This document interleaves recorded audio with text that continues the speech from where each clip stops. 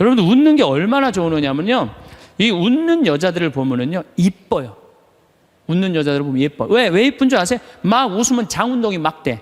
장운동이 되면 막 소화도 잘 되고 피부가 예뻐.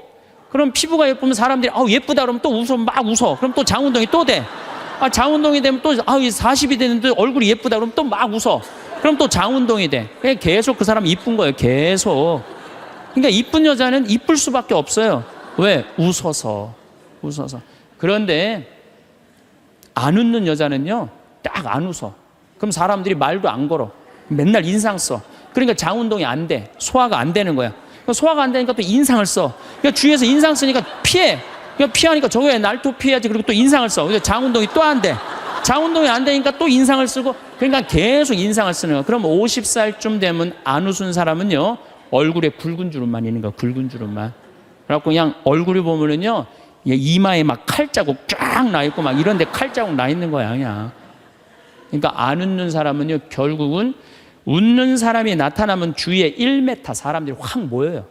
근데 안 웃는 사람이 딱 나타나면 갑자기 5m 뒤로 사람이 다 물러나요. 그 사람 주위로. 그러니까 나는 매력적인 사람이 되고 싶다. 그럼 웃으면 돼요. 여러분들, 사람은 520개의 근육이 있는데 마라톤을 할 땐 15개가 움직이는데 웃을 땐 230개가 움직인대요. 그러니까 그렇게 좋은 거예요. 여러분들 웃을 때요, 웃는 여자들, 웃는 남자들은 목 디스크도 안 걸려요. 왜 안 걸리는 줄 아세요? 웃으면서 계속 이러는데 목 디스크가 걸리겠어요? 어떤 사람들이 목 디스크 그냥 이러고 인상 쓰고 있는 사람, 이런 사람이 목 디스크 걸리는 거예요. 네. 웃는 게 정말로 중요한 거예요. 그래서 좀 유머를 좀 해라. 내가 전 시간에 유머 그거 하나 했죠. 예, 재미난 거 하나 했죠. 기억 안 나세요? 지금 또 재미난 유머 하나 할게요. 2개 할게요. 2개. 이 토끼의 집념이라는 유머예요. 이제까지는 강의고 지금은 유머예요. 토끼가 하루는 약국에 딱 들러가고 아저씨 당근 있어요? 딱 그랬어요. 그때 약사가 토끼가 약국에서 당근을 찾으니까 기분이 나쁘단 말이에요. 약국엔 당근 없다 딱 그랬어요. 알았어요. 그리고 갔어요. 다음날 또 토끼가 또 왔어요. 아저씨 당근 있어요? 이놈 새끼 약국이 당근 없다는데 왜 자꾸 찾아오느냐고. 알았어요. 그리고 또 갔어요. 다음날 토끼가 또 왔어요. 아저씨 당근 있어요? 너 한 번만 더 약국에 와서 당근 찾으면 가위로 잘라버린다. 네 귀 딱 그랬어요.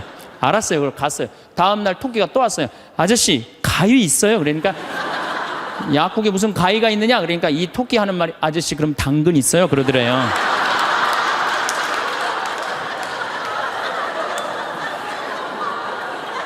이게 토끼의 집념이라는 거. 집념. 내가 유머를 한두 개는 좀 알아갖고 유머를 하는 건 상당히 여유로운 거예요. 또 하나 재미난 얘기 해드릴게요. 이 숫자 2.5가 3한테 정말로 깍듯이 인사하는 거예요. 형님 안녕하셨습니까? 3이 너무 기분 좋은 거예요. 겨우 0.5밖에 차이가 안 나는데도 깍듯이 인사를 하니까 그냥 늘 그렇게 깍듯이 하는데 어느 날 갑자기 2.5가 딱 오더니 야 3 일로 와봐 딱 그러는 거예요. 깜짝 놀란 이놈이 미쳤나? 너 미쳤냐? 그러니까 왜? 나 지금 점 빼고 왔는데 너 왜 그러냐? 딱 그러더래요.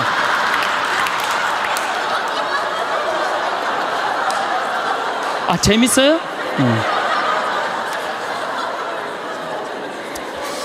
우리가 살면서 유머라는 것은 분위기를 굉장히 부드럽게 만들어줘요. 그래서 여러분들 좀 삶에 여유가 있는 사람, 이런 사람들이 유머를 잘 할 수가 있는 거예요. 그러면 집안 분위기도 좋고 온 집안이 인상을 쓰고 있어봐요. 그거 좋겠어요. 그래서 항상 웃어라. 행복하고 싶으면. 그리고 귀양 100년 사는 거 웃으면서 살면 좋지 않겠어요?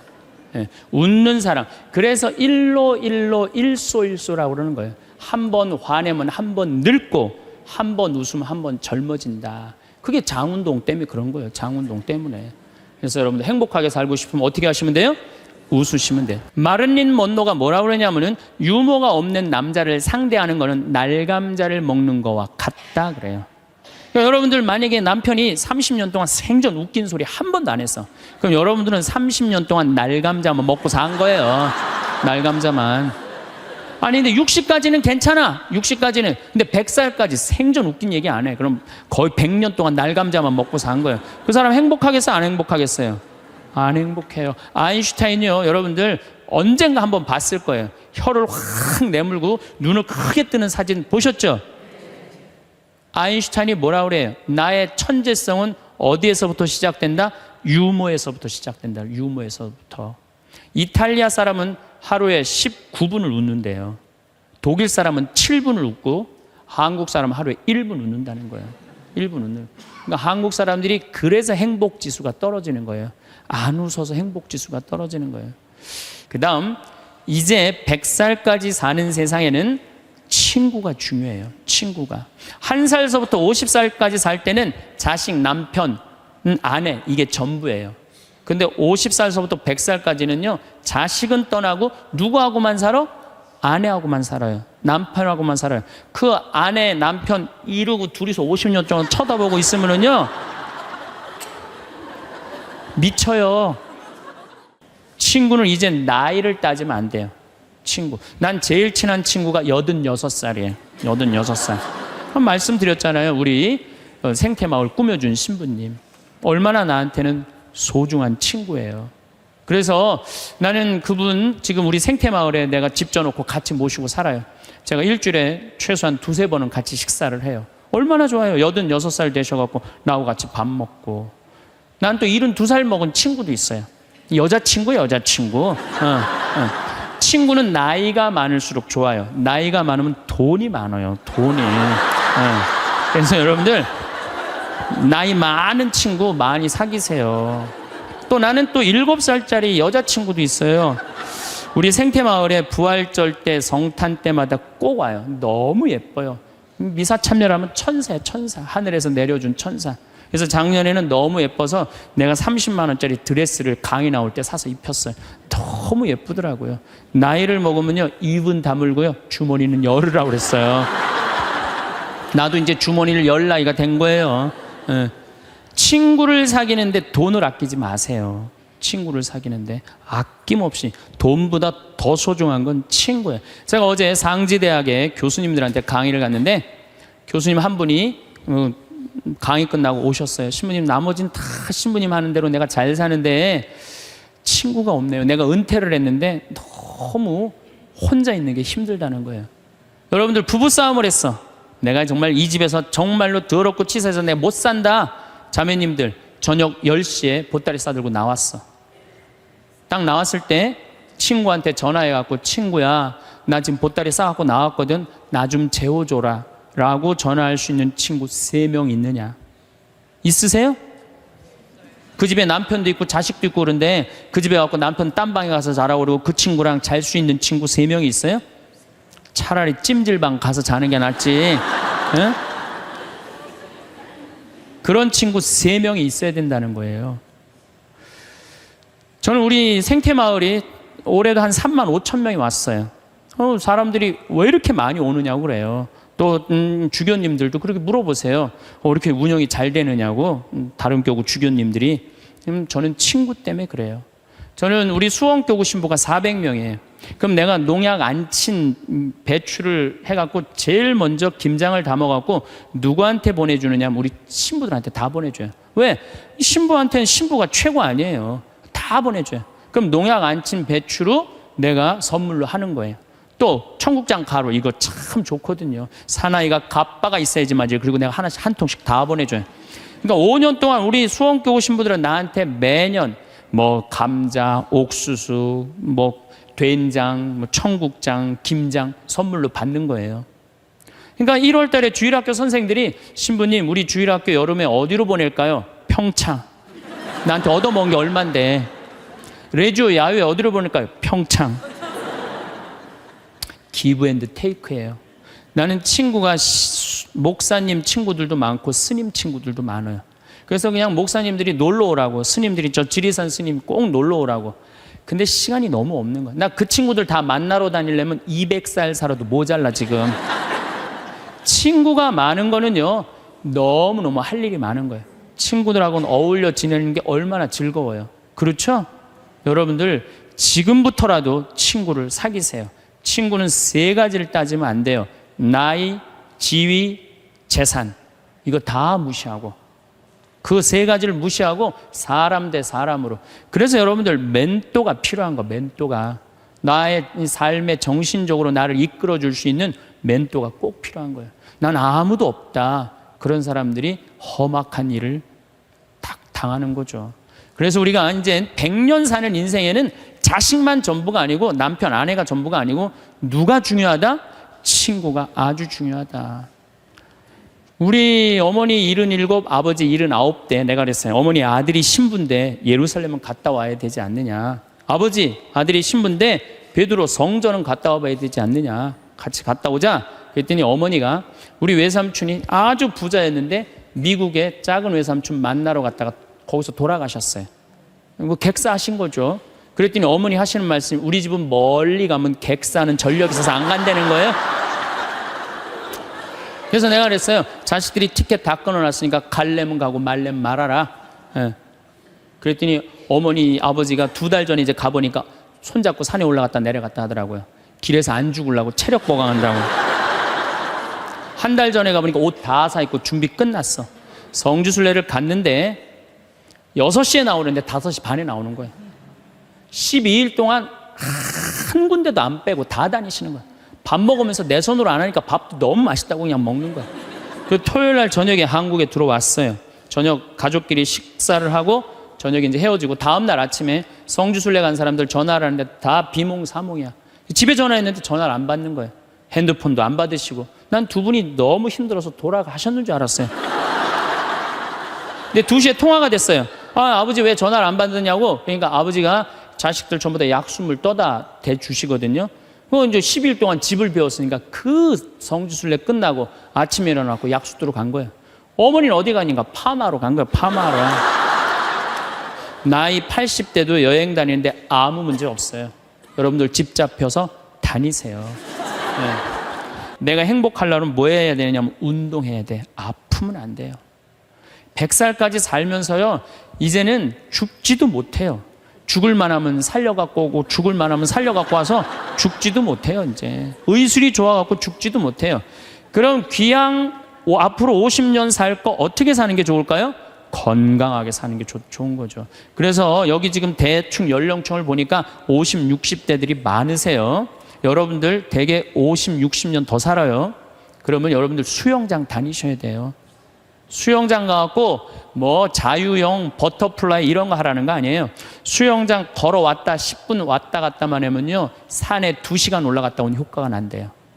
허벅지에 근육이 안 풀리면은요, 죽을 때까지 누워서 뒤 가릴 수 있다는 거예요.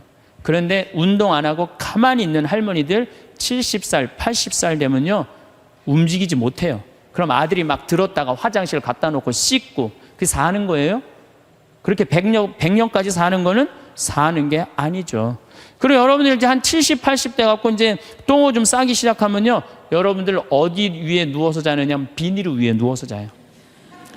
이불을 맨날 빨 수 없잖아요. 그러니까 두꺼운 비닐로 깐다고요. 그럼 거기서 이제 똥 싸면 이제 그거 딱 꺼내고 거기 또 뉘우고 똥 싸면 또 뉘우고 그러는 거예요.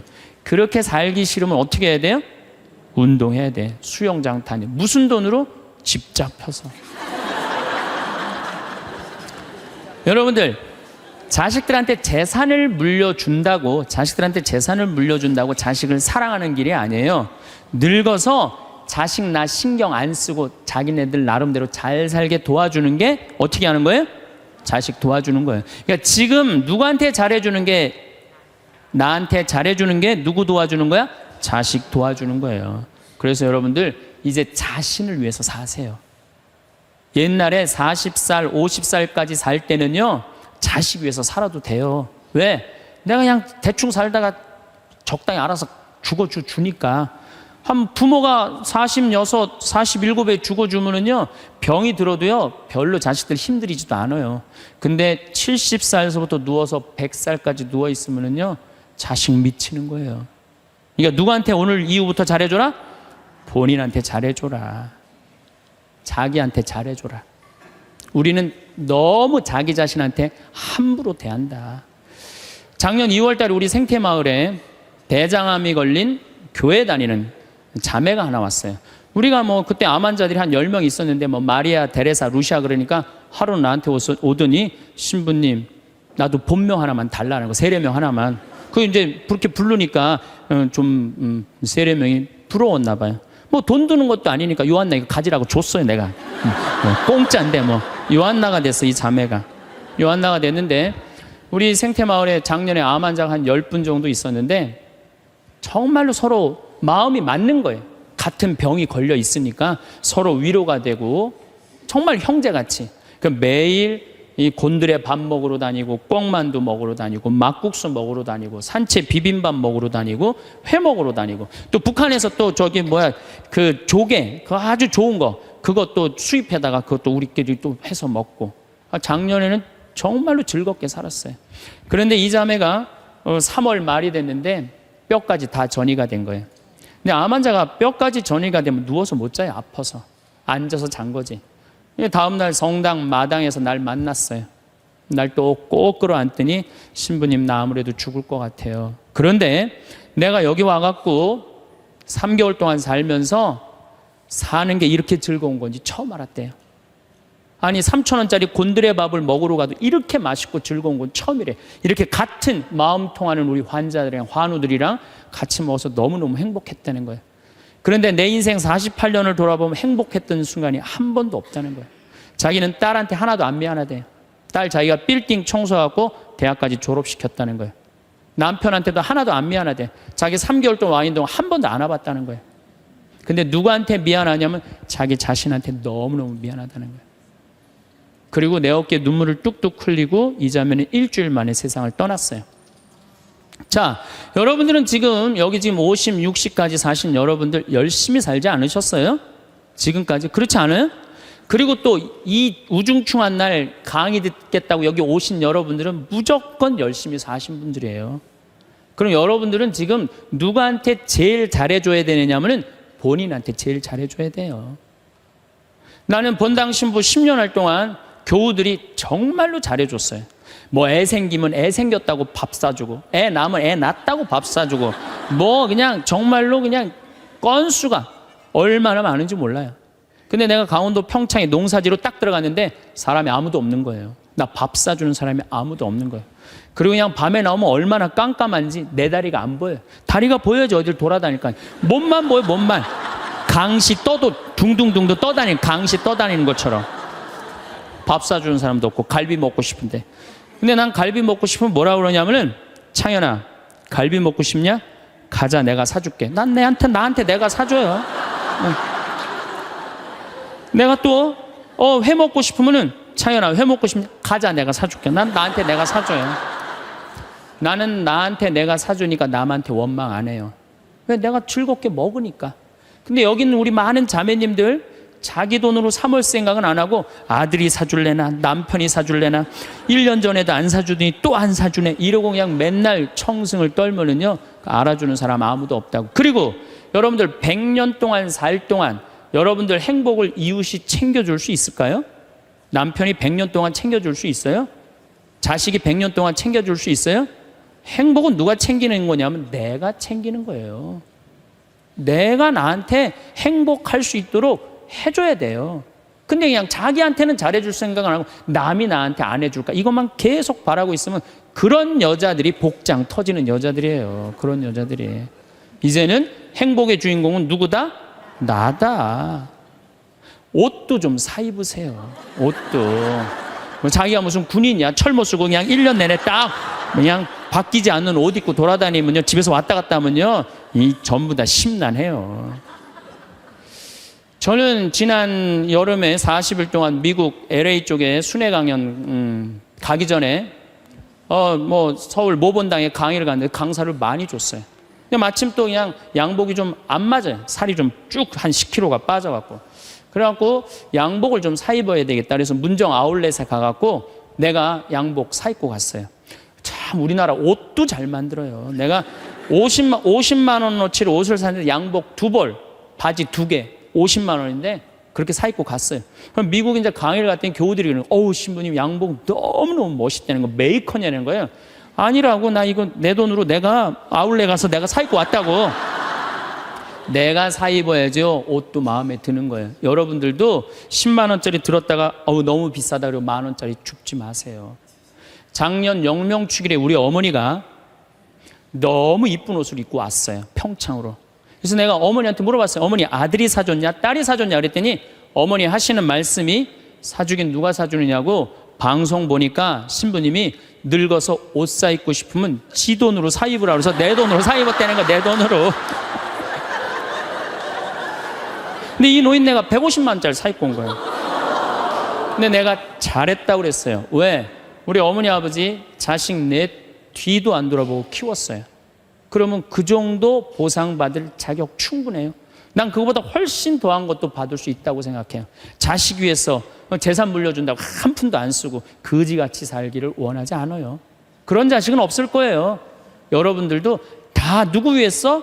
여러분 위해서 쓰세요. 자, 또 이제 행복하게 살려면 텔레비 시청을 제발 좀 줄여라.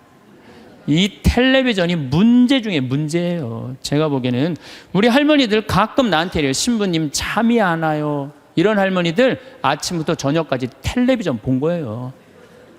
텔레비전을 보면 몸의 95%를 쓰지 않는데요. 텔레비전 볼 때 움직이지 않고 가만히 보는 거 아니야. 계속. 그러니까 저녁에 잠 자려고 그러는데 뭘 움직였어요. 피곤해야지 잠이 올 거 아니야. 그게 잠이 안 오는 거예요. 아침에 일어나고 수영장 가고, 성당에 노인대학 가고, 산에 올라갔다 오고, 그리고 뭐 탁구 치러 거기 노인정에 가고 탁구 치고 하루 종일 뛰어다니면요, 밤에 자지 말라고 그래도 기절해서 자요. 아니, 텔레비전 내용 뻔하지 않아요? 가난한 집 아들이 애인이 있는데 출세하고 싶어서 애인하고 배신하고 부잣집 딸한테 그냥 장갈 가버린 거야. 그랬더니 여자가 난 이제 살고 싶지 않다 이렇게 배신당하고 여기 한강에 뛰어내려서 죽었어. 근데 길 가던 어떤 남자가 그걸 보고 뛰어내려서 구한 거예요. 물속에 들어갔고 구했는데 어메 이놈이 또 갑부집 아들이 구했네. 근데 또 라이벌 회사의 아들이야 보니까 그래갖고 그냥 원수 갚는다는 얘기. 이번엔 또 내인 줄 알고 열심히 키웠는데 어메 이거 알고 보니 바뀌었네 이게 애가. 아니 이런 걸 뭘 맨날 보세요. 뭘 맨날 보세요. 여러분들, 제가 지난 시간에도 말씀드렸지만 인간이요 80년 사는 동안 잠자는데 26년을 쓴대요. 그리고 일하는데 21년을 쓴대요. 텔레비전 보는데 10년을 쓴다는 거예요. 10년을. 그리고 밥 먹는데 6년을 쓰고 사람 기다리는데 6년을 쓴다는 거예요. 우리가 그만큼 텔레비전을 많이 보면은요 설거지가 쌓인대요. 텔레비전을 많이 보면 눈에 피가 쌓인대요. 농민들한테는. 텔레비전은 내가 할 수 있는 일을 자꾸 뒤로 미루게 만들어요. 그리고 사람을 자꾸 게을르게 만들고 질서를 무너뜨리게 만드는 거예요. 텔레비전을 보려고 해도 사건 중심의 드라마를 보라는 거예요. 사건 중심의. 맨날 애정 그런 거 보시지 마시고. 요즘 저는 지금 못 봤는데 지금 2번을 봤어요. 뿌리 깊은 나무라고 세종대왕이 한글 반포하는 과정, 너무 훌륭한 프로그램이에요. 난 뭐 그 회사에서 돈 받은 것도 없지만은 너무 훌륭한 프로그램이에요. 2번을 봤는데 글이 얼마나 중요한지 정말로 잘 표현했더라고요. 그런 걸 보시라는 거예요. 내셔널 지오그래픽, 히스토리 채널, 평화방송 뭐 이런 거 보라는 거예요. 제 얘기는. 괜히 그냥 이 남편이 그냥 물에 빠져 죽였는데 그냥 또 살아나갖고 점 찍고 나타나갖고 그냥 뭐 이런 거 보시지 마시고.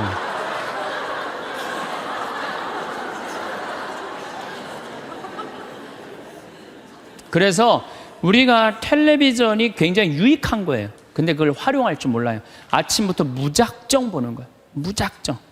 네. 그래서 텔레비전을 많이 보면 치매에 걸릴 확률이 굉장히 높다는 거예요. 움직이지 않으니까. 그래서 여러분들 저한테 많은 분들이 신부님 그렇게 바쁜데 언제 책을 3권이나 쓰시느냐고. 텔레비전만 안 보면 돼요. 텔레비전을 안 보고 4시간 하루에 투자하면은요 1년만 책상에 앉아있으면 책 한 권 나와요. 그 시간 텔레비전 보는 시간인데 그것만 안 보면 책이 한 권 나오는 거예요. 그래서 여러분들도 앞으로 50년 동안 어떻게 텔레비전만 보고 살겠어요. 그래서 이제 100년 사는 인생에 행복하고 싶으면 공부해야 돼. 공부하셔야 돼. 이제는 초등학교 6년, 중등고등학교 6년 배워갖고요 60살까지 울고 먹는 거예요. 최대한 봐준다고 해도 60살까지 울고 먹는 거예요. 그럼 60살에서부터 100살까지 살려면 뭐 해야 돼요? 당연히 공부해야 돼요. 제가 우리 교장 선생님들한테 강의 가고 또 교과부 장학사 선생님들한테 강의할 때 그런 얘기예요. 초등학교 절대 폐교하지 말라고. 초등학교 애들은 310만 명이지만 60세 이상은 거의 600만 명이에요. 그러니까 초등학교 1학년서 1반부터 3반까지는 8살 다니게 하고 60살서부터 65살까지 가방 들고 학교 가게 하는 거예요. 의무적으로 누구나 다. 그래갖고 4반부터 6반까지는 60살 2학년 9살부터 1반부터 3반은 2학년 61는 4반부터 6반까지는 61 그래갖고 가방 들고 학교 가게 하는 거야. 그리고 1반 애들, 3반 애들, 4반 애들, 애들이라니 1반 아이들, 4반 늙은 아이들, 학교 다니는 아이들, 자매 결혼 시켜주는 거예요. 학교 갈 때 데리고 가고, 수업 끝나면 집에 갖다 주고. 폭력이 어디 있어요, 폭력이. 그런 거 없어요. 그래서 제 지론은 60살부터 65살까지 학교 다니면서 재산 관리하는 방법, 자녀들과 좋은 인간관계 유지하는 방법, 건강 관리하는 방법, 그리고 여러 가지 배우는 거, 논어도 배워도 되고 얼마나 배울 게 많아요. 그 학교 졸업한 학생에 한해서 100살까지 살 자격증을 줘라. 산다고 사는 게 아니다. 그러니까 여러분들 이제 100년을 행복하게 살려면 어떻게 하셔야 돼요? 공부하셔야 돼요. 내 사는 맛, 사는 멋 저런 거 꼭 사서 읽어보라는 거예요. 꼭 책을 많이 사서 읽어보라는 거예요. 그렇다면 우리가 이제 어떻게 하면 행복하게 살 수 있느냐? 우리가 성모님한테 은총이 가득하신 마리아요, 그러죠? 여러분, 은총이 가득한 게 뭐죠? 내가 성당을 한 10년을 졌는데 성당을 짓는다고 저녁에 삽자루를 쥐고 계속 삽질을 하고 있는데 기운이 안 나. 근데 형제 하나가 와갖고 딱 넥타이를 부르고 삽을 딱 잡으면요, 내가 기분이 너무 좋아요. 그 형제는 무슨 형제예요? 은총이 가득한 형제. 근데 우리는 성모님한테 은총이 가득한 마리아라고 그래. 그래서 성모님은 왜 은총이 가득하냐? 천사가 나타나갖고 마리아, 아이를 가질 것이다. 성모님의 첫째 반응은 그 말뜻이 무슨 말뜻일까? 곰곰이 생각해요. 은총 가득할 사람, 할 수 있는 사람은 첫 번째 조건은 곰곰이 생각하는 거. 내 인생이 어떻게 될까? 내가 처녀인데 아이를 가지면은 내가 이 아이랑 같이 돌에 맞아 죽지는 않을까? 요셉 남편한테는 어떻게 해야 되나? 곰곰이 생각을 했어요. 자기 인생에 대해서. 여러분들은 이제 여기 지금 60살 되신 분들은 100살까지 살 것이고 50살 되신 분들은 110살까지 살 것이고 40살 되신 분들은 120살까지 살 거야. 그럼 나는 이제 자식 다 키우고 60살서부터 120살까지 뭐하고 살 거냐? 곰곰이 생각해야 돼. 만약에 곰곰이 생각 안 하는 사람은 은총 가득하게 살 수가 없어요. 저는 신학생 때 이런 생각을 했어요. 우리가 지금 성당 건물 짓는 것만 중요한 게 아니다. 앞으로 주 5일제가 되면은 교우들은 바깥으로 나간다. 2만 달러가 넘으면 거의 선진국이 예를 들어보면 전부 주일미사 안 하고 다 놀러 나간다.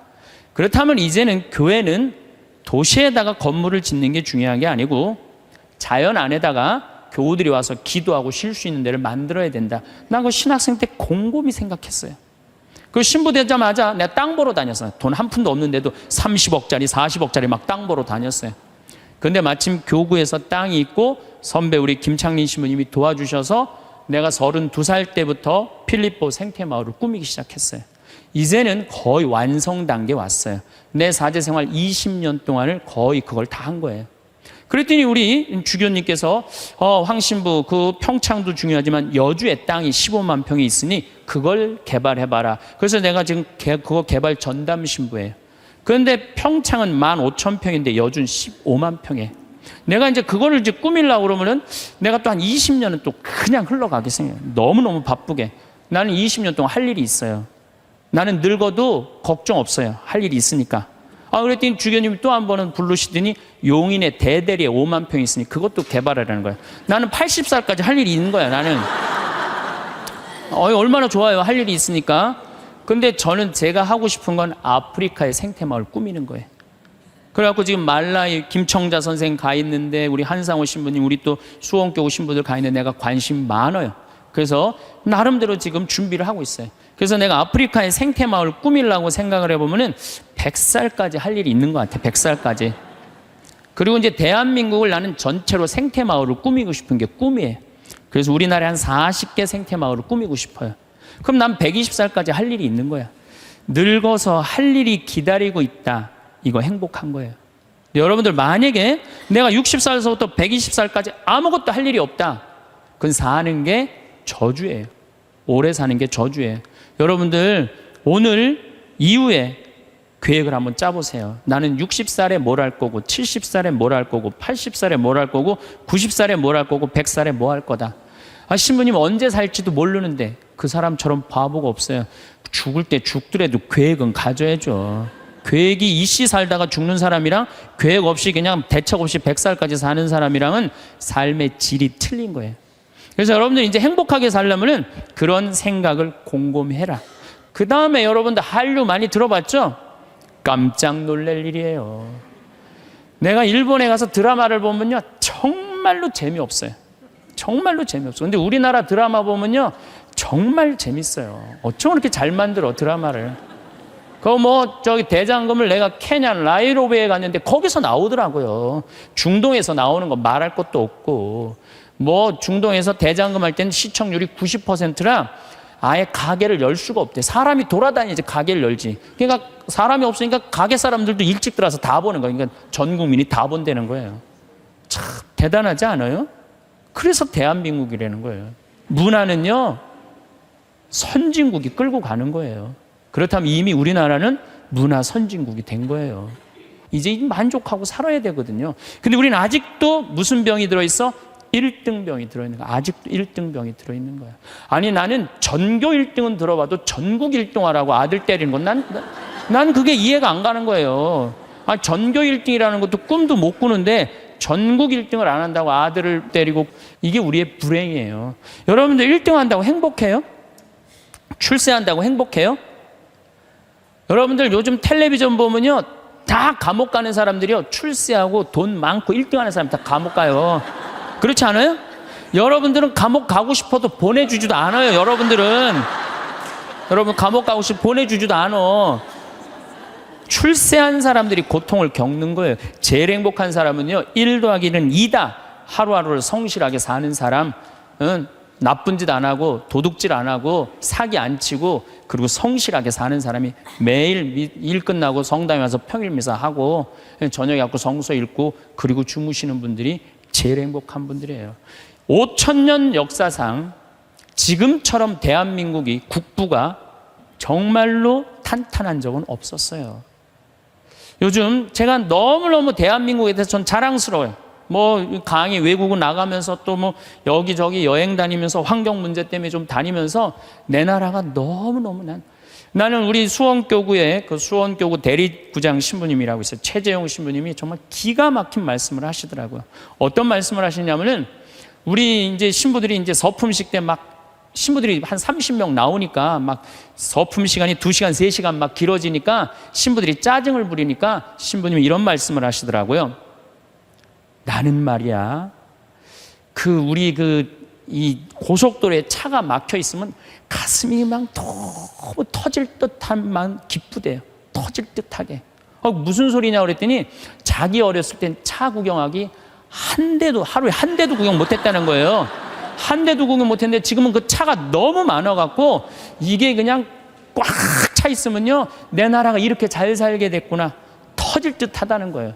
그러면서 신부님 말씀이 서품식 옛날에 신부 하나 둘 나오는데 지금 30명씩 나오는데 그 줄 서서 가는 거 보면 가슴이 터질 듯 하다는 거예요. 그 터질 듯한 거랑 우리나라 자동차 터질 듯한 거랑 똑같다는 거예요. 그 말씀 들어보니까요, 정말로 맞는 말씀이에요. 이렇게 정말로 행복한 나라에서 국민들이 왜 감사하지 못하느냐고요. 항상 어떤 처지에든 감사하여에 대해서 말씀을 드리겠습니다. 여러분들 참 우리나라 행복한 나라예요. 우리나라처럼 살기 좋은 나라가 없어요. 우리가 6.25 전쟁 끝났을 때 우리나라가 어느 정도로 살았느냐면 세계 가난하기로 세계 6위였어요.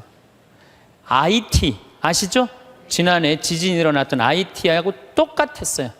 근데 지금 50년이 지난 지금 IT는 어떻게 삽니까? 정말로 거적대기 속에서 살아요. 그런데 50년이 지난 우리나라는 지금 어떻습니까? 세계 경제 규모 13위, 소비지수 7위, 이탈리아보다도 더 잘 써요. 그리고 올해 1조 달러 경제 규모 1조 달러. 우리 어렸을 때는요 100억 달러 수출 맨날 그러고 자랐어요. 그거 배우고 자랐어요. 그런데 1000억 달러도 아니고 1조 달러. 대단한 거예요. 정말로 대단한 거예요. 전 세계에 이런 나라가 한 나라도 없는 거예요. 원조 받는 나라에서 원조 해주는 나라. 그래서 제가 이 대단한 사람들이 모여 살아갖고 우리나라 이름이 대한민국이라고 그런 거예요. 대한민국이라고. 여러분들 제가 얼마 전에 서안이라는 데를 다녀왔어요. 진시황 묘 있는데. 근데 그 진시황을 끌던 마차가요. 말이 4마리야. 4마리. 그 대단한 진시황을 끌고 가는 마차가 말이 4마리예요. 여기 정조 임금이 아버지 육릉에 갈 때 여기서 말 몇 마리 끌고 왔는지 알아요? 전체 행렬이 120마리도 채 안 됐어요. 근데 여러분들이 지금 2000cc 차를 타고 지금 여기 성당에 오셨다면 여러분은 말 몇 마리를 끌고 온 거냐면 150마리를 끌고 온 거예요. 말 150마리를 끌고 온 거예요. 우리가 얼마나 많은 걸 지금 누리고 살고 있는데 그걸 몰라요. 옛날에 왕은요 여름에 얼음 좀 먹고 싶으면은 동빙고 서빙고 막 뛰어가서 그냥 막 얼음 갖다 바쳤어요. 근데 우리는 집집마다 냉장고에서 열면 얼음 다 있어요. 동빙고 서빙고 다 있어요. 옛날에 진시황보다 옛날에 정조임금보다 우리가 훨씬 더 잘 사는 거예요. 그런데도 지금 감사하지 못하고 있다. 이건 정신적인 병이 들어있는 거예요. 짧은 시간 내에 남들은 100년 역사가 넘는데 우리는 겨우 30년, 40년 됐는데도요. 세계 4위 시장이에요. 4위 시장. 대단한 거예요. 텔레비전 잘 만들어요? 못 만들어요? 잘 만들어요. 2009년 기준으로 미국 LED 텔레비전 시장 90%가 한국 텔레비예요. 유럽에서는 뭐 내가 2004년인가 5년 갔을 때 이미 우리나라 LG가 거기 1위. 참 잘 만들어요. 파나소닉이라는 일본 텔레비전 회사가요. 한 달 전에 손들었어요. 텔레비 사업을 포기했어요. 뭐라고 포기했느냐면 우리는 삼성, LG 텔레비 따라갈 수가 없다. 그래서 우리는 텔레비 사업을 포기한다. 차 잘 만들죠. 텔레비전 잘 만들죠. 배 잘 만들죠. 휴대폰 잘 만들죠. 반도체 잘 만들지. 우리가 땅이 넓어요. 그렇다고 자원이 많아요.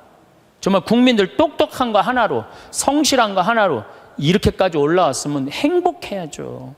근데 왜 OECD 30개 국가 중에 행복 등수가 25등이냔 말이에요. 욕심이 너무 많아서 그래요. 여러분들 지금 누리고 있는 것에 대해서 감사하지 못해서 그래요. 욕심 많은 사람은 기쁘게도 못 살고 감사도 못해요. 여러분들 마음 안에 지금 욕심을 조금만 버리면요 정말로 행복하게 살 수 있어요. 여러분들 우리나라 국부의 원천은 어디에 있다고 생각하세요? 국부의 원천은 살림에 있어요. 살림에. 전 세계에서 잘 사는 나라의 첫 번째 조건은 살림입니다. 독일이 그렇고 일본이 그렇고 미국이 그래요. 우리나라가요 살림 녹화가 유엔에서 뭐라고 그랬냐면은 개발도상 국가 중에 살림 녹화를 성공한 나라는 대한민국 하나라고 그래요. 우리 지금 여기 할머니들 어렸을 때 산 빨겠어요? 안 빨겠어요? 빨겠죠? 근데 지금 우리나라 산 어디를 다나나 팔아요? 안 팔아요? 정말로 팔아요. 이거 돌아간 박정희 대통령 또 현신규 박사라고 있어요. 여러분들 은사시나무 들어봤죠? 그걸 현사시나무라고 그래요. 현신규 박사 성을 따서 아예 나무 이름을 현씨로 바꾼 거예요. 그만큼 그 나무에 대단한 우리나라 과학자가 있어요. 그 다음에 뭐 옛날에 이 산림청이 원래는 농림부에 있어야 되는데 우리나라는 산림청을 내무부에 넣어버렸어요. 왜 내무부에 넣느냐면 그 갈비 긁어가면은 그 사법권 행사하려고. 세계적으로 그런 예가 하나도 없다는 거예요. 그만큼 산림 녹화의 의지가 강했던 거예요. 지금 60대, 70대 되신 우리 할머니, 할아버지들이 사방공사 다 하고 맨날 가서 식목일에 나무 심고 이래서 이 나라가 이렇게 잘 살게 된 거예요. 우리나라가 언제부터 산림 녹화가 끝나냐면 1980년에 산림 녹화가 끝나. 그때부터 경제 성장 시작한 거예요. 제대로 된 성장. 이렇게 산이 풍요로운 나라가 없어요. 그런데 국민들이 안 행복해. 그 기가 막힌 산을 보고도. 그러니까 우리가 가지고 있는 가치에 대해서 우리 스스로 모르는 거예요. 하나 아쉬운 게 있다면은 우리나라가 다 잘 나가요. 근데 제가 환경운동하는 신부로서 제일 걱정되는 건 뭐냐면 식량이에요, 식량. FTA가 어떻게 되는지는 난 잘 모르겠어요. 그렇지만은 역사적으로 대왕 칭호를 듣는 사람들은요, 국민들 배 안 굶겨요. 식량 자급률 높여요. 세종대왕이 그랬어요. 세종대왕이 뭐라 그러냐면 백성은 밥을 하늘로 삼고 나라는 백성을 하늘로 삼는다고 그랬어요. 먹는 게 굉장히 중요합니다. 먹는 걸 무시하는 임금은요, 성군이 될 수가 없어요. 그래갖고 이 세종대왕이 뭘 했느냐면은 추구기. 이거 다 농사 때문에 한 거예요. 해시계. 이것도 다 농사 때문에 한 거예요. 27%의 백성이 굶어 죽었어요. 세종대왕 때. 근데 세종대왕 때 그거를 해결을 한 거예요. 정조 임금은 수원 서호에다가 인공 호수를 만들었어요. 그래갖고 제발 우리 백성들 안 굶긴다고 어떻게? 안 굶긴다고 뭐를 했느냐면은 거기 연구소를 했어요. 그래서 여러분들 농촌진흥청이 왜 지금 수원 서호에 가 있는 줄 알아요? 그 세종대왕의 전통을 이어받는다고. 근데 지금 우리나라가 식량 자급률이 27%밖에 안 돼요. 그런데 이번에 FTA를 통해서 더 포기하겠다는 거예요. 우리가 쌓아놓은 거 하루아침에 무너지는 건 식량이에요, 식량. 그래서 이 식량 문제만 우리 국민들이 정말 의식을 갖고 해결해 나갈 수 있다면 대한민국은 앞으로 세계 4위, 3위까지 올라갈 수 있어요. 그 다음에 또 하나 잘해야 되는 거, 국회의원들 제발 좀 싸우지 좀 않았으면 좋겠어요. 응? 이 예산안 처리를 한 번도 제때 처리한 적이 없어. 올해도 그냥 넘어가고 있어요. 국민들은 너무 잘하는데, 국민들은 너무 대단한데, 우리 국회는 세계 5대 최대 최악의 국회라고 선정이 됐으니 이게 참 안타까운 거죠. 내가 여의도 와서 강의해서 하는 소리에 저기다 대고 지금. 예. 그래서 우리는 정말로 이제 감사하면서 살아야 된다. 감사하는 사람은요, 행복할 수 있어요. 제가 언젠가 행복 강의 때도 말씀드렸지만 요한 바오로 2세 교황님이 돌아가시면서 뭐라고 그랬냐면은 나는 행복합니다. 여러분들도 행복하십시오. 그리고 돌아가셨어요. 이분이 1920년에 태어나셔서 2005년에 돌아가셨어요. 근데 이분이 안 행복할 게 뭐 있어요? 얼굴 잘생겼지, 키 크지, 노래 잘하지, 언어는 11개 언어를 자유자재로 했어요. 그리고 오상 받으신 비오 신부님이 뭐라고 그랬냐면 저분은 교황 될 분이라고. 신부 되자마자 주교되고, 주교되자마자 추기경 되고, 추기경 되자마자 교황 됐어요. 1981년에 교황이 돼서 2005년까지 24년 동안 교황 자리에 있었어요. 근데 이분 그렇게 청승 떨면서 안 살았어요. 하고 싶은 대로 하고 살았어요. 얼마나 하고 싶은 대로 하고 살았느냐면은 시성식을 2000년 동안 교황청에서만 했거든요. 근데 이분은 뭐라고 그랬냐면 나는 나가서 한다. 누가 교황청에서 하라고 누가 정해놨느냐? 그래갖고 84년에 한국에 오셔서 시성식 하신 거예요. 파격적이시죠. 갈릴레오 갈릴레이 둥그렇다니까 그냥 옛날에 교황들이 평평한지 이놈은 뭐가 둥그러냐. 그러니까 이번 교황님이 요한 바울 2세 교황님이 500년 만에 미안하다. 너 감옥에 가두고 탑에 가둬서 사과했어요. 동방교회 파문한 거 철회했어요. 그랬더니 동방교회가 수익권 인정해 줬어요. 그리고 102회에 걸쳐서 136개 나라를 순방한 거예요. 거의 24년 동안 교황청에 있은 적이 없어요. 전 세계 돌아다니냐고. 그래서 그분을 평화의 사도라고 그러는 거예요. 하고 싶은 대로 다 하고 돌아가시면서 나는 행복합니다. 여러분들도 행복하십시오. 그리고 돌아가셨단 말이에요. 여러분들도 이제 그만 자식 위해서 희생하세요. 집 잡혀갖고 먹고 싶은 거, 입고 싶은 거, 여행 다니고 싶은 거 다 다니세요. 다 다니고 한 90살 때 이제 죽을 때쯤 통장에 500만 원 딱 남겨놓고 자식들 불러요. 부르고 이렇게 말하세요. 나는 행복했다. 하고 싶은 대로 다 해서. 니네들도 행복해라. 그리고 돌아가셔야 돼요. 제일 내가 가슴 아픈 분들이 어떤 분들이냐면은 한 60살쯤 암이 걸려갖고 인생 돌아보니까 고생만 했단 말이야. 죽을 때 울면서 딸 불러서 엄마처럼 살지 말아라. 그리고 죽는 사람이 제일 가슴 아파요. 여러분들 죽을 때 이렇게 말씀하고 돌아가셔야 돼요. 엄마처럼 살다가 행복하게 살다가 너희들도 마지막 날에 하늘나라에서 다시 만나자. 아버지처럼 행복하게 살다가 어떻게? 마지막에 하늘나라에서 우리 다시 만나자. 그리고 돌아가셔야 돼요.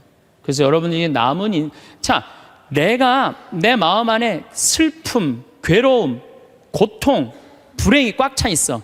그러면 내가 이웃한테 뭘 나눠줄 것 같아요? 슬픔, 짜증, 원망, 이것만 나눠주게 돼 있어요. 근데 내 안에 기쁨이 흘러 넘쳐. 그냥 평화가 너무 흘러 넘쳐. 감사가 흘러 넘쳐. 행복이 흘러 넘쳐. 그런 분들은 이웃한테 뭘 줄 것 같아요? 기쁨, 평화, 그 다음에 구원까지 줄 수 있어요. 그래서 여러분들 돌아가시는 날, 하느님한테 돌아가시는 날, 하느님 정말로 이 세상에 와서 정말 감사합니다. 이렇게 당신 믿고 살아와서 나는 이 세상을 너무너무 행복하게 살았습니다. 그리고 돌아가실 때 꼴까닥 돌아가시라 이거예요.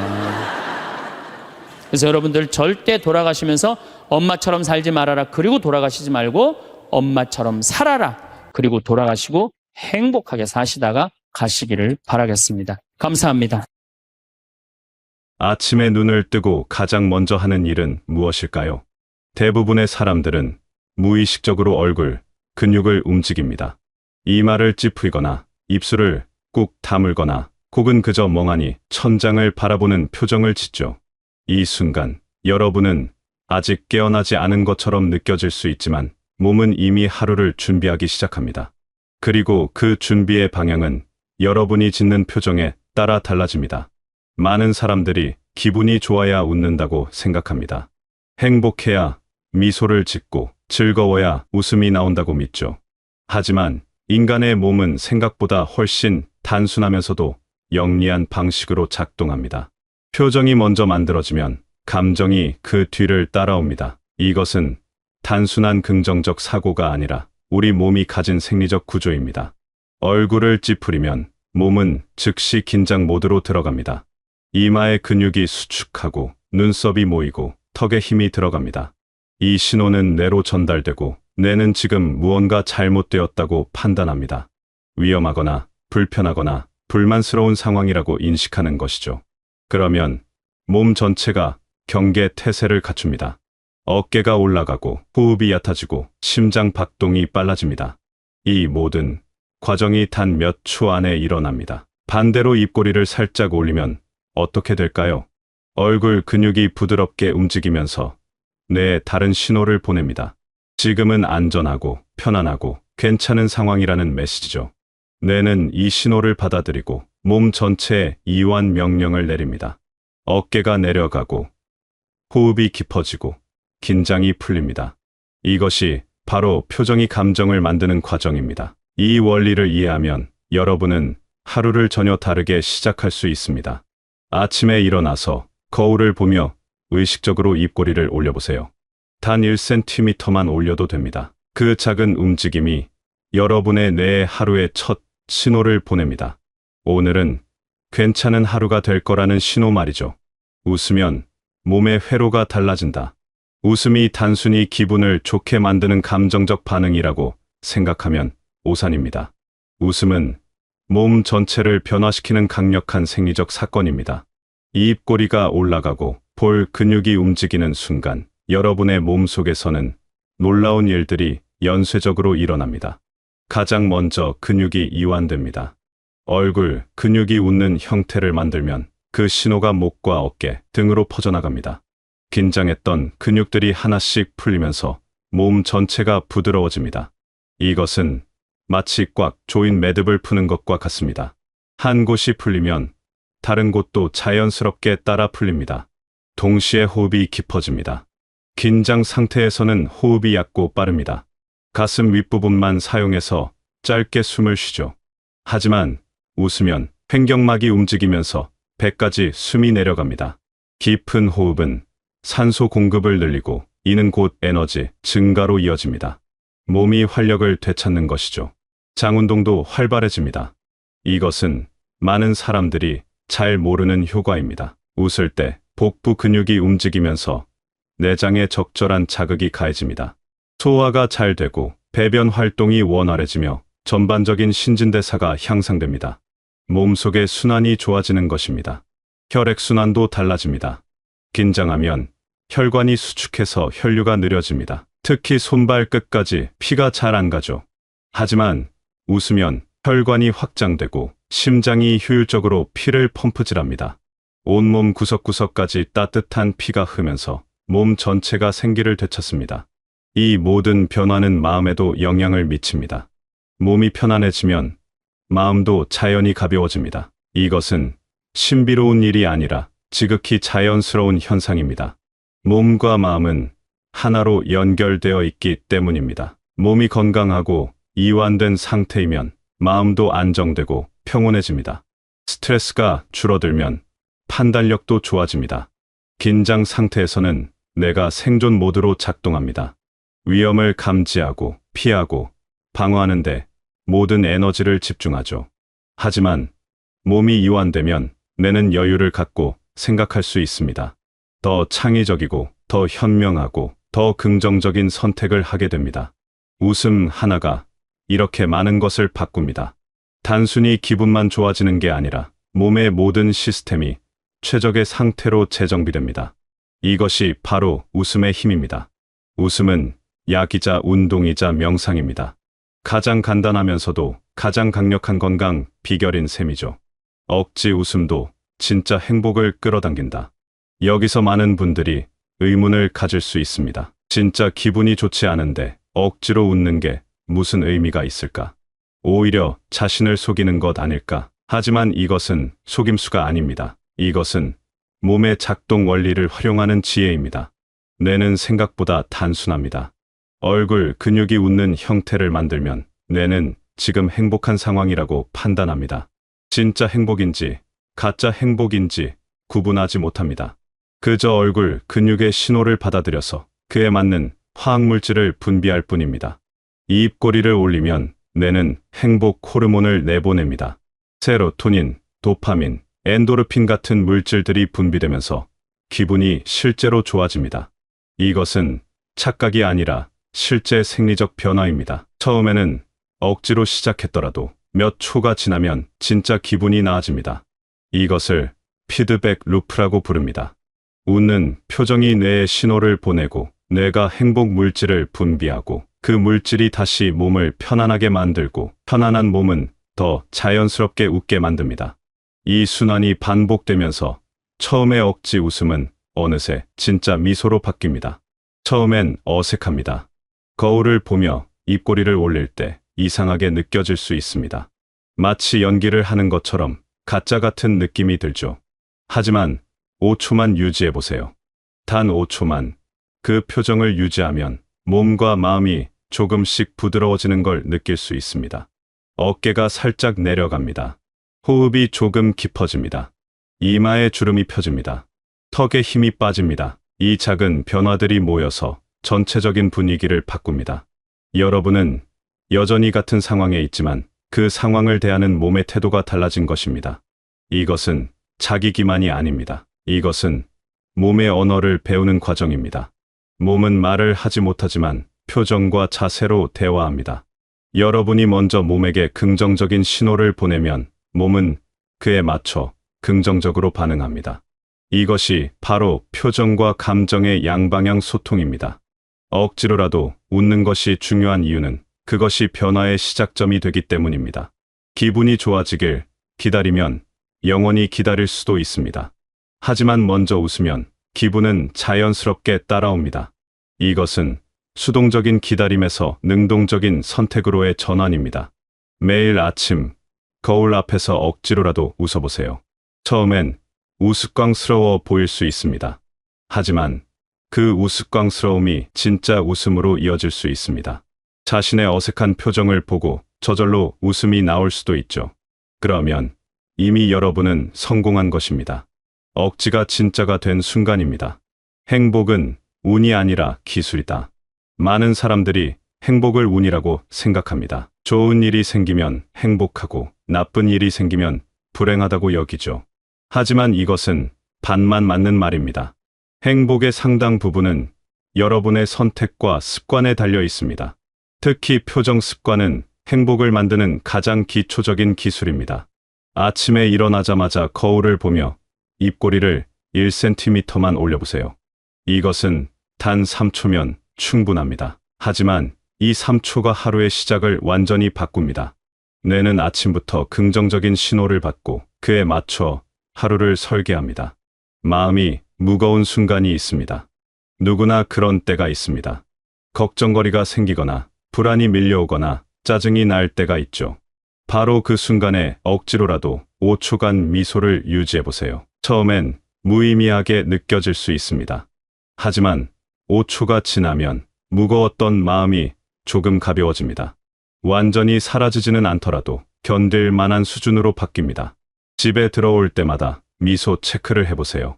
문 손잡이를 잡기 전에 잠깐 멈춰서 입결의를 올립니다. 이것은 공간 전환의 의식입니다. 밖에서의 긴장과 스트레스를 문 밖에 두고 편안한 얼굴로 집 안에 들어가는 것이죠. 이 작은 습관이 집을 진정한 휴식 공간으로 만들어줍니다. 집에서 나갈 때도 마찬가지입니다. 문을 열기 전에 한번 웃어보세요. 세상을 향해 긍정적인 표정으로 나가는 것입니다. 이것은 단순한 표정 연습이 아니라 세상을 대하는 태도의 준비입니다. 웃는 얼굴로 나가면 세상도 여러분에게 더 친절하게 반응합니다. 짜증나는 순간에는 미세 웃음 전략을 써보세요. 활짝 웃을 수 없다면 입술만 살짝 올리는 것으로도 충분합니다. 눈에 띄지 않는 작은 움직임이지만 뇌는 그 신호를 받습니다. 지금 상황이 그렇게 심각하지 않다는 메시지를 보내는 것이죠. 그러면 과도한 반응을 막을 수 있습니다. 화장실에 갈 때마다 거울을 보며 웃어보세요. 하루에 여러 번 자연스럽게 반복되는 순간입니다. 거울을 볼 때마다 자동으로 미소를 짓는 습관을 들이면 하루에도 수십 번 긍정적인 신호를 뇌에 보내게 됩니다. 이것이 쌓이면 엄청난 변화를 만듭니다. 밥을 먹기 전에도 한번 웃어보세요. 음식 앞에서 감사하는 마음으로 미소를 짓는 것입니다. 이것은 식사를 더 즐겁게 만들고 소화도 잘 되게 합니다.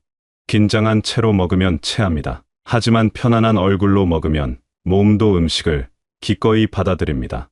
잠들기 전에도 웃어보세요.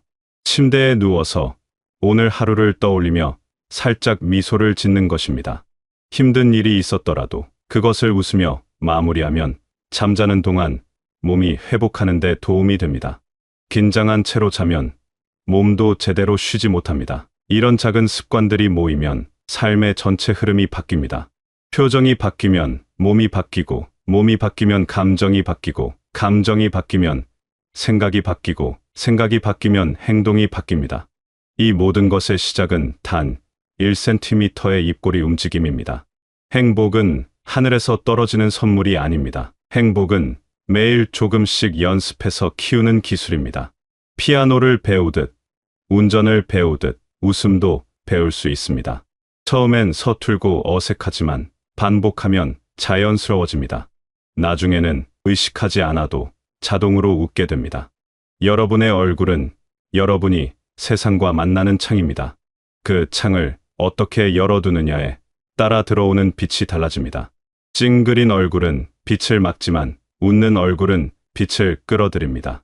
같은 하루라도 어떤 표정으로 사느냐에 따라 완전히 다른 경험이 됩니다. 오늘 하루도 여러분 앞에 놓여 있습니다. 그 하루를 어떻게 시작할지는 여러분의 선택입니다. 무거운 얼굴로 시작할 수도 있고 가벼운 얼굴로 시작할 수도 있습니다. 어느 쪽이든 여러분의 자유입니다. 하지만 기억하세요. 표정이 먼저고 기분은 나중입니다. 억지로라도 웃어보세요. 그 억지가 진짜가 되는 순간을 경험하게 될 것입니다. 웃음은 거짓말이 아닙니다. 웃음은 몸에게 보내는 친절한 약속입니다. 오늘은 괜찮을 거라는 여러분이 스스로에게 건네는 다정한 말입니다. 힘든 날도 있을 것입니다. 웃고 싶지 않은 날도 있을 것입니다. 그럴 때일수록 작은 미소 하나가 여러분을 지켜줄 것입니다. 완벽하게 웃을 필요는 없습니다. 입꼬리만 살짝 올려도 충분합니다. 그 작은 움직임이 여러분의 하루를 그리고 삶을 조금씩 바꿔나갈 것입니다. 여러분 모두 오늘도 웃는 얼굴로 하루를 열어가시고 그 미소가 진짜 행복으로 피어나는 하루를 만들어 가시길 바라겠습니다.